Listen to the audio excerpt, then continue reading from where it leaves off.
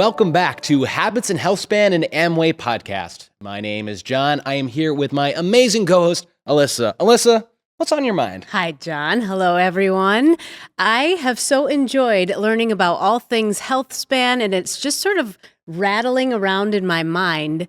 I'm trying to make these healthy choices, and I feel more informed than ever because of the conversations we've been having, which is great. And I still love dessert.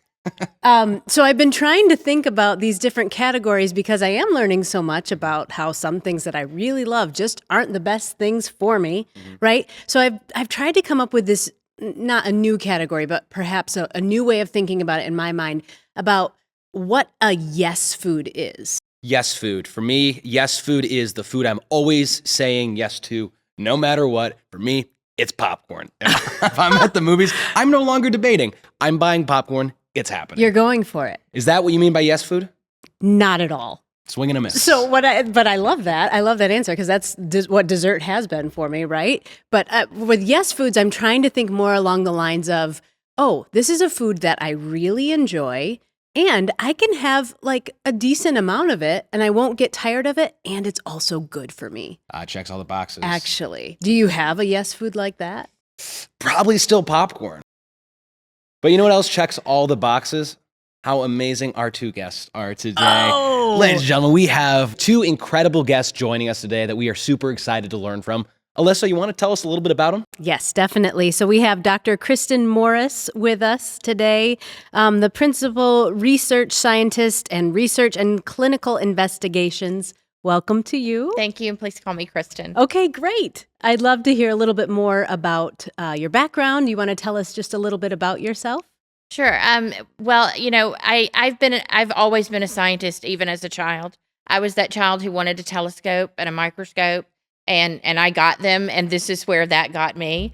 You know, this is what I love, and I think the thing that I love most about science is being able to talk about it to people in a way that they understand, and so that it becomes something that they can apply to their lives. So that's really what I love about what I do. I love it. This is going to be a great conversation then, because I might not fully understand, but sounds like you're going to be a good guide. Also a good guide for us, we have Dr.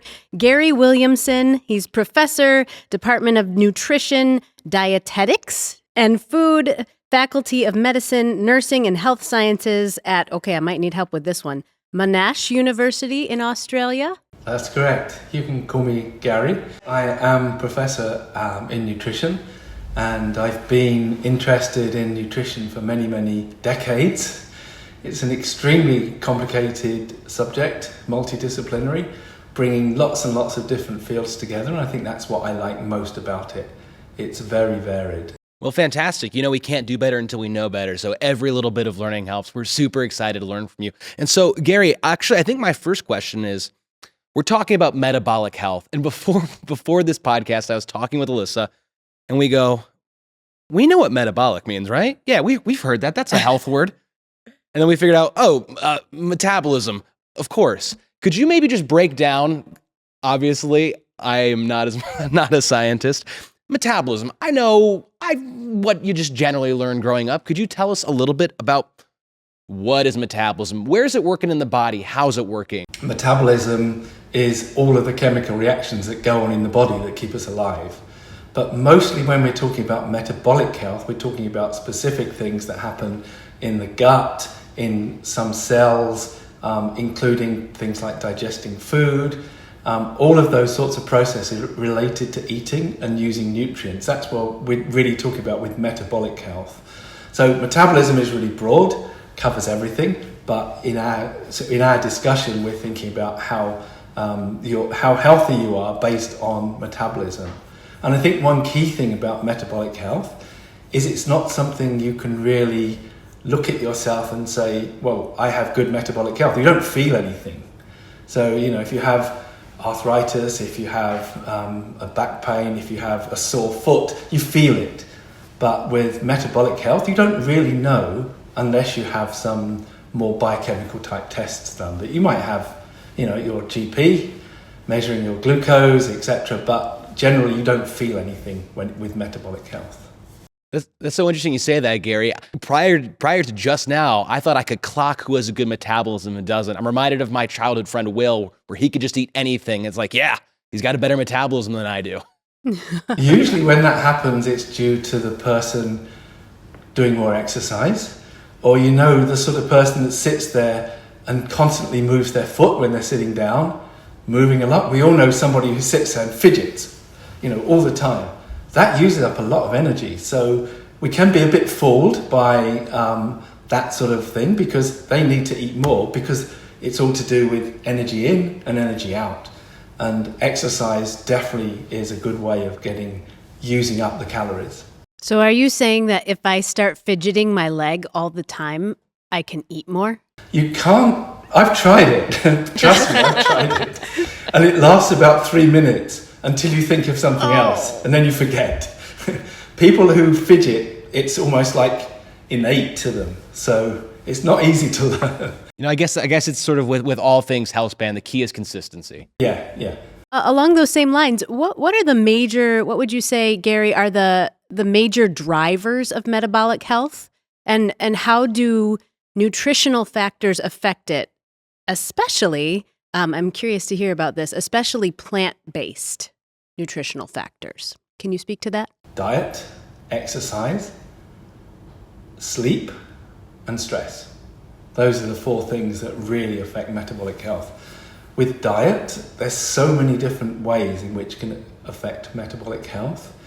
One bottom line really is total calories. But within that, you can still have some more sort of subtle effects of various things like plant-based compounds, all sorts of different nutritional aspects, whether it's what type of fatty acids you're eating. All those sorts of things can affect metabolic health, but they're only going to have an effect if you within certain confines. So if you're going to eat twice as much as you should eat, there's no way that eating any sort of phytochemicals, modifying the types of nutrients you eat, is going to affect anything. So it's definitely, it's a cliche, but it's a balance.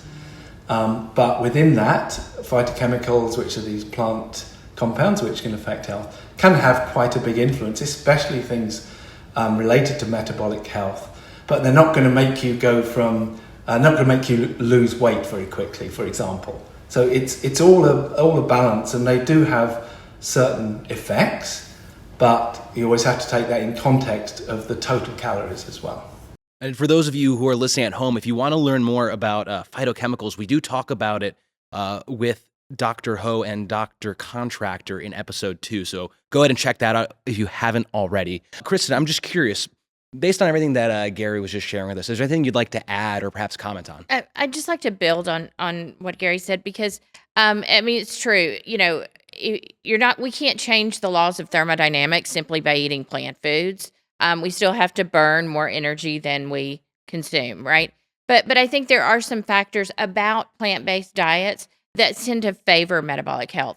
So, plant-based foods are naturally cholesterol-free, because cholesterol is something only animals make, mammals, right? And so cholesterol, is something that influences cardiovascular risk. So choosing healthier diets and plant-based diets can have a profound effect within the context of an overall healthy diet, right? So it's still about energy balance. It's still about choices made every day. But there are large, studies that tell us even when we're replacing as little as 3 to 5% of total energy per day of animal protein, replace that with lean plant protein, that can have very profound effects on improving risk factors for certain diseases. And as Gary mentioned earlier, you go to your doctor and they measure glucose and insulin and cholesterol and lipids. Those are sort of our markers for metabolic health. But again, diet has such a profound effect within the context of it being appropriate energy balance and making healthier choices, right? So when we talked about foods earlier, I think that we don't like to demonize foods, but I think most often we can look at what we're eating and we know if there's a healthier choice we could have made, and maybe try to make those choices moving forward. But But as you know, as we've said, it really is about balance. But there are things within plant foods that favor health. And phytochemicals are another one. We're learning a lot about what phytochemicals that can do to, in our gut to favor gut health. Something we didn't have that much awareness of, just even 5 years ago. So as you were talking, Kristin, I kept asking myself, how do I ground this in sort of my everyday experience? We're talking about metabolic health, animal-based, plant-based. I was wondering if you could really bring this just into my kitchen for me and really help me understand metabolic health in my everyday. That's such an official term. And I always think if I can define it for someone else and explain to someone else, then I understand it. But I'm finding myself kind of at a loss. We've had some great explanations, but I'm a little bit of a slow learner. So can you just remind me and the listeners at home or wherever they are, metabolic health in the everyday, what's that looking like? It's not something we feel unless it's far progressed to a place of being unhealthy, right? But bringing it into your kitchen and thinking about the choices we make every day. There are choices to use olive oil and having more fresh fruits and vegetables. Those are all things that not only bring in they bring in fiber, they bring in those rich, vibrant colors, which we associate with phytochemicals. So they have a structure that our bodies have to break down. They have things that are fibrous and that are have these intact structures that sort of help to delay the absorption or slow the absorption of nutrients like glucose, as opposed to simple sugars. Think of a soft drink versus a piece of broccoli. And what those are two. Those I'm choosing extremes there. But if you think about what the metabolic profile or what your metabolic profile might look like, after having consumed that, you think of something that has a lot of simple sugars, a soft drink, as causing a really large increase in glucose, right? And it's going to fall really quickly too. Over time, that really sort of primes our bodies to have, this or an exaggerated response to glucose, right? And that can help to set up things like insulin resistance. And so what we want to do is we want to give our bodies foods in the forms that would favor a metabolic response that is more associated with long-term health. So, we want fiber-rich foods. We want plants in our diet. We want to choose, and not that we can't have some animal foods in our diet, but lower fat, right? Even things like yogurt can become tricky foods if you think about sweetened yogurt versus, yogurt that with no fat and no sugar.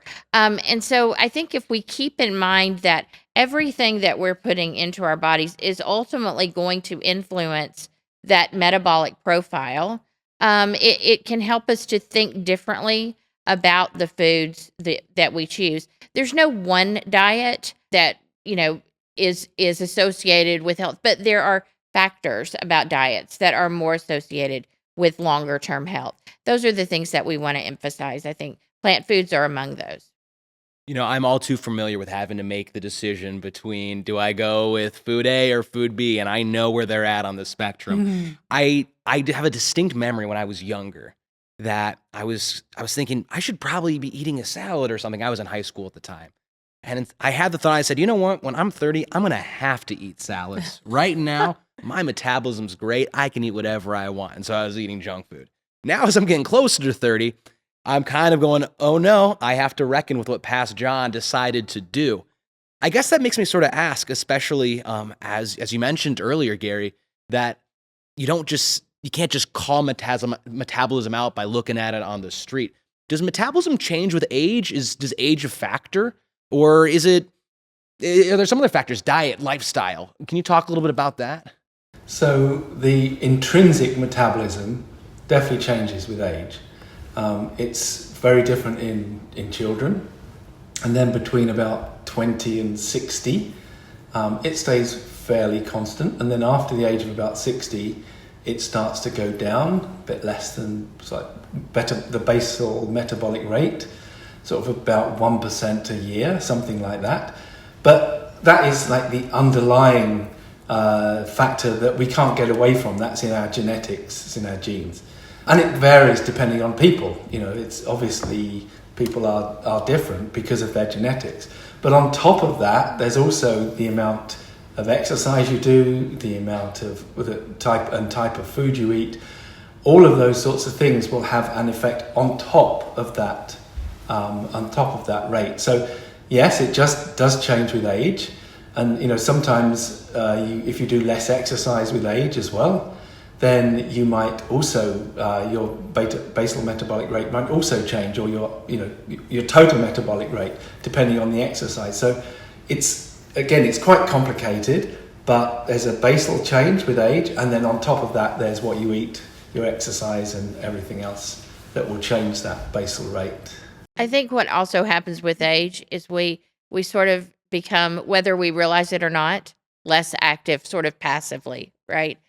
We tend to become a little bit more sedentary, or we just aren't as, we're not playing. I don't know, people are playing pickleball now. I never played that, but I played softball as I was growing up. My knees have paid the price for that, but we just sort of we sort of have eased into midlife, and around midlife is when our bodies start getting a lot better at putting on fat in the middle of our body, that visceral fat. So that doesn't help the situation. So as you were talking about age, the elephant in the room comes up as we're talking about metabolism. You mentioned putting on some fat. Now, earlier this year, a little bit of last year, I went on a little bit of a weight loss journey. And as I would talk about that with people around me, because it was visible, I would explain what I was doing. And a lot of the women in my life would go, of course that works for you. You're a guy. So my question is, just as how age plays some influence and doesn't play influences, I'm just curious, what role does someone's biological sex have with how their body is interacting with metabolism? Obviously, there are hormonal influences, and men and women, we have some of the same hormones, but they vary in, the levels throughout our lives, and those can have an influence on our metabolism. Men also are just leaner than women. They have more muscle mass. Muscle is a much more energetically expensive tissue to maintain. It requires a lot more energy. So if you have more lean mass, then it costs more to maintain that. So it is a little easier to, or maybe that's my own bias. It does seem easier for men. Okay, maybe it's not, but I think that's where the your thinking perhaps was, or where the women that you were speaking with when they said, of course you're a man. But again, it's hard to pull out one single factor. Although, I do think there are some sex differences that do influence it. One of the important things is that men are generally bigger than women, certainly taller, and men have a somewhat higher basal metabolic rate in general than women. If you have a man who's, let's say, 6 foot and a woman who's 5 foot and very slim already, then actually the woman needs half as much food as the man. So in some ways it is easier, because you look at that portion and actually, why should my portion be twice as big as yours? But actually, in terms of sort of calorie intake, that does make sense. So I can understand why women would say to you that it's easier for you to lose weight, because in some ways you can cut down from those larger portions more easily. But there's also a lot more to it than that, because a lot of research in medicine and nutrition has been actually done on men rather than women. So actually our knowledge on men is actually more complete than our knowledge on women. So, and there are some differences, but there's also some similarities. So I think a lot of nutrition research nowadays is a lot more into looking at the differences. And we do find quite big differences. We just take some young men and some young women, and we look at their glucose response in the blood, their sugar in the blood after a meal, and it's actually different between men and women, even just at that sort of fairly simple metabolic level. So there's a lot more differences than meets the eye, even in terms of metabolic health.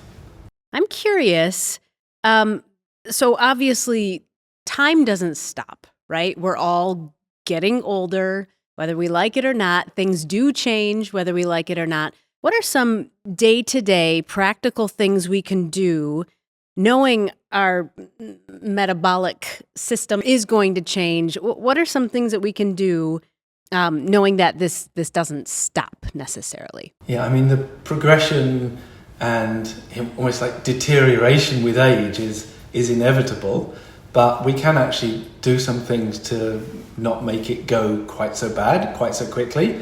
And hopefully you can maintain a long, healthy life or health span.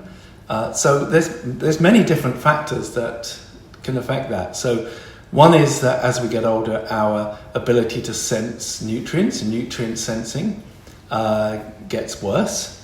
So for example, when we eat some sugar, actually our body, as we get older, has more of a reaction to that sugar, so it produces more insulin. That has a bigger effect. That produces oxidative stress in the body, especially in the blood vessels, and that gets worse with age. And there are things that we can eat in the diet that can protect against that. But the thing is, you can't just have like one portion and then not have something, of let's say raspberries or strawberries or something with lots of phytochemicals in, and then leave it for another week and have another one. It's very much a continuing process. So sadly, if you're going to have a healthy diet, you have to do it pretty much most meals, especially as you get older. Your ability to cope with that sort of high fat or high sugar actually becomes worse. But there are some things you can do to cope with that. And there's another thing called mitochondrial dysfunction. So the mitochondria are often called the batteries in the cell. It's not quite true, but they do generate a lot of energy within the cell. As you get older, they get more aged. They get less efficient. So the more we can do to maintain our mitochondria, the better. And that involves the same sort of phytochemicals, which can help to keep mitochondria healthy. But also exercise is important in that respect. Another one is chronic inflammation. So when you have acute inflammation, it really knocks you out. It's really serious. You might have that if you're in hospital. But what you can also have is chronic inflammation. Now, chronic inflammation means that you have a very low level of inflammation for a long time. And that is something that's associated with bad metabolic health, being overweight, having a poor diet. And then the other one is dysbiosis. That's another aging process that can be affected. And dysbiosis is a problem with the gut bacteria, the bacteria in your gut. Everyone seems to know about bacteria in the gut nowadays, but it very much can be associated with a healthy lifestyle or an unhealthy lifestyle. We're still not quite sure how it really affects us, but we just know that it really, really affects us. So keeping a healthy microbiota with lots of fiber is really important as well. So eating high fiber foods helps the right bacteria to grow in the gut. And that's highly simplified, but that's a very important aspect as well. So all of those four things, if you can maintain those, then you will actually help your health span. But it does take work, and it does take almost every meal you should be considering these types of things. But of course you don't, because things like cheesecake's very tempting, isn't it? If you like cheesecake, all those sorts of foods. So a lot of the foods that we actually really like, high fat, high sugar, they're the ones that are not so good for us. So that's a really difficult thing to cope with. It takes a lot of willpower. And if I could just add to that, there are some other things like getting enough sleep and stress management, and even a sense of community, having community around us. So these are pulled way back from just the effects at the cell, but we do know that these are also things that influence our overall health and wellness. Getting adequate sleep, and that becomes more difficult as we age for some reason. My mother, used to say she only needed 4 hours of sleep. Now she needs 10. But also stress management. To Gary's point about oxidative stress, stress increases oxidative stress in our bodies too. It increases oxidative stress in our gut. We can't get away from the fact that a healthy lifestyle overall is more than diet. It's also adequate sleep. It's managing our stress. It's hydration.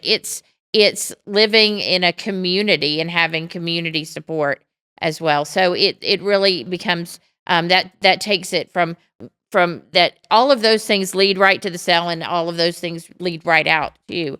So it's a number of factors.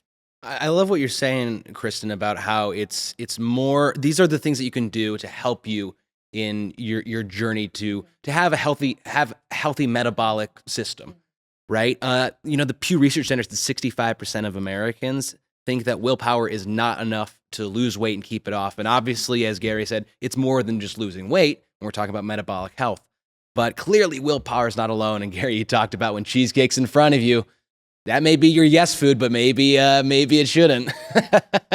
What I love that you said too is that these are practical things that we can do. Have a community, make sure you're getting lots of sleep. That's what we're always trying to think about here on Habits and Healthspan is what can we take from this really solid stuff that we're learning from you and bring it into our everyday. So thank you so much for sharing that. Well, and I think what we want to think of as Healthspan, which can be a very nebulous or vague term, is that we're really talking about the ability to extend the quality years that we live, right? Mm-hmm. And that's something that we can't start thinking about when we're 50 or 60. We start aging when the day we're born. Our guts start going through changes. We'll never have as high levels of bifidobacteria as when we're an infant, and that continues to decrease. So we have to think about these things and building these healthy habits throughout our lives, and not just when we start to feel, that we're slowing down, because then you're really fighting an uphill battle that maybe would have been a little easier to fight had we started thinking about this in our 20s and even younger. So we did this study. One of my students did this study where we took people who normally had a low-fat diet and fairly young and slim people, and we gave them a high-fat diet for just 3 days. And in that 3 days, it already messed up their glucose regulation just within 3 days. And there's also published research that shows that if you have 2 weeks on a high calorie, high fat diet, you already in 2 weeks develop some symptoms of pre-diabetes, some markers of pre-diabetes. So sadly it can happen fairly quickly. And the same, we've also learned from shift workers, looking at individuals who work third shift, and how quickly that can change the way that they respond to the foods we eat, because that's that's outside of what our normal daytime pattern is. So we know that having a schedule that's irregular, so that we aren't getting enough sleep, or so that we're just it's erratic. Those sorts of things are also factors. But this Gary just gave us a perfect example that it's about everyday choices. But those choices have to begin as early as possible.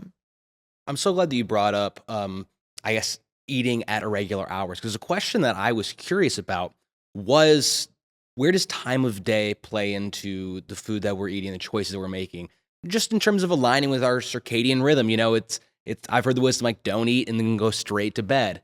Can you just maybe say a little bit about the body's internal clock and how that should be thought of as we're focusing on our metabolic health? So it's really interesting, because our cells also have clock genes, and some of them are activated by light that comes in through us.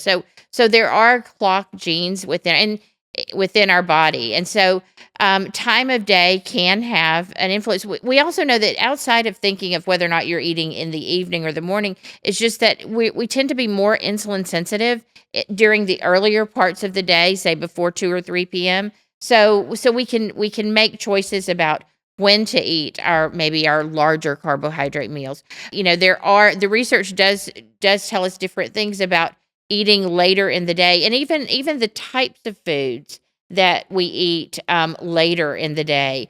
As human beings in the world we live in today, we're almost never in what's called the post-absorptive state, where we've had a meal and we're fasting. The closest we get to fasting is overnight. And generally, most of us aren't sleeping enough for that to be a full 8-hour fast. There is wisdom to, not just continuing to eat that as we continue, as we get closer and closer to time to go to bed. Our bodies do different things sometimes at night than it does during the day. Substrate utilization, the way that our bodies use carbohydrates versus fats, changes throughout the day as well. So that, one of the reasons I think breakfast is such an important meal is because when we wake, and Gary could probably tell us more about these satiety hormones than I have from his own research, is that when we wake, there's a hormone that's pretty high, that's high because it's telling us to eat, right? When we don't eat breakfast, we tend not to blunt that hormone. So that tends to make us want to continue eating through the day. And Gary, I'm going to throw this to you because, we've worked with you and your research on satiety and how that can play such a role in managing our metabolism. Yeah, I think that there's both the physiological response to the food, which in the morning, as you said, we're more insulin sensitive, so it's a good time to actually eat sugars and carbohydrates.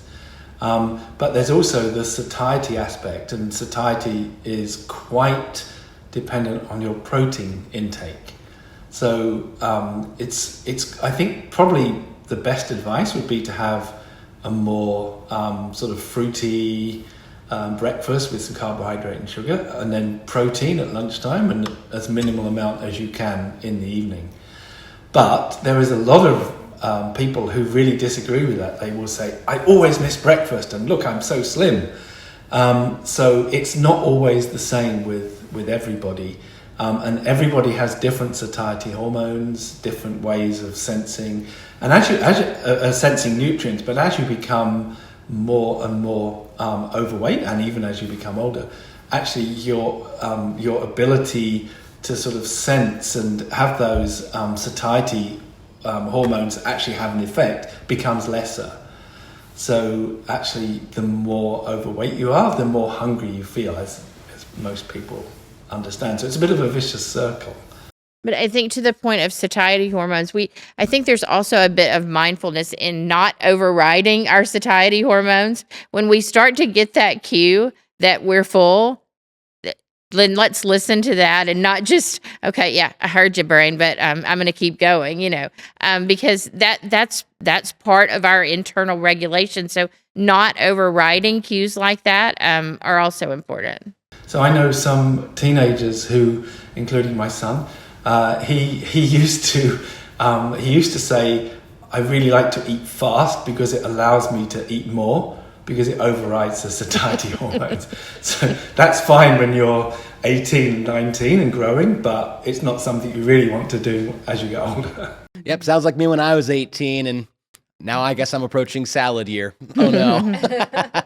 So these are not necessarily easy habits that we implement, right? We have to be very intentional about making all these choices we've been talking about, and it's never too soon to start making these choices. But because these choices can be so difficult, especially when the yummy things are so yummy, okay?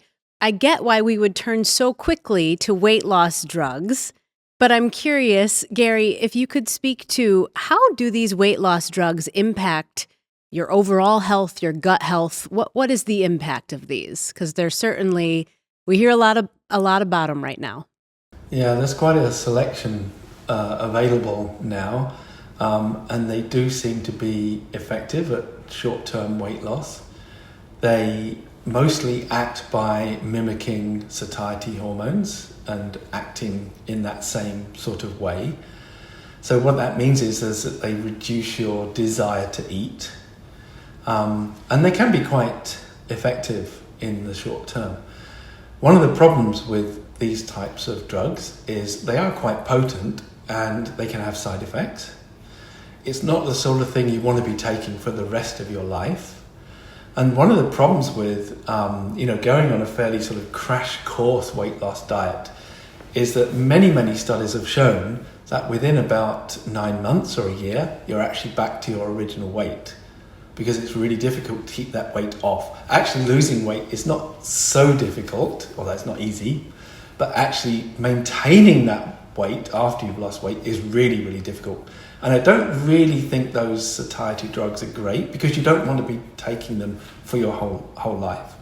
So we do have some evidence that some of the phytochemicals we've been talking about do have some effects on satiety without the side effects, but they're not going to be as drastic. What you want is something a bit less strong that still has a bit more subtle effect, but is not as drastic without side effect. But that's really an ongoing area of research that we're looking into, really naturally occurring substances in plant foods that might help with satiety. So that's really the trend nowadays. The drugs will always be there because it is such a difficult thing to do, and helping satiety is a really, really good thing. But it would be better if people tried to do that through lifestyle changes. But as we've already said, that is quite a difficult thing to do. All right. Well, this continues to be just really fascinating conversation. So thank you both very much. I'm curious because as we were talking, I was thinking I talk to my kids about trying to establish some of these good habits, right? And there's that phrase, "Show me your friends, and I'll show you your future."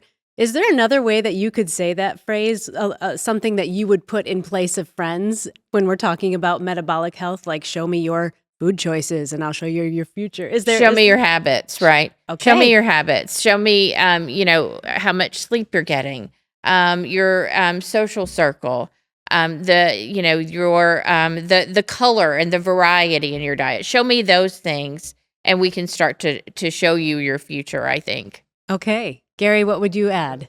We have sort of proven questionnaires and where people come along and they write down what they're eating. They keep food diaries or food frequency questionnaires to determine what they're eating.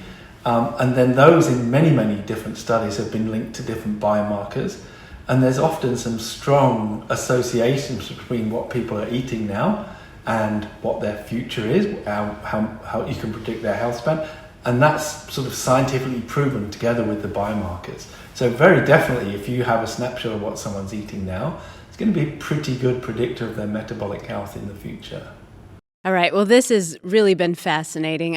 I feel like my brain is very full of all this information. Your brain is satiated. Exactly. It exactly is. And we have some good takeaways of all of these factors playing an important role in metabolic health: the diet and nutrition, exercise, sleep, our stress management, and the community that we have around us. All of these things are connected to give us overall better metabolic health, better health span. So thank you both for your time and speaking with us today. It's really been a pleasure.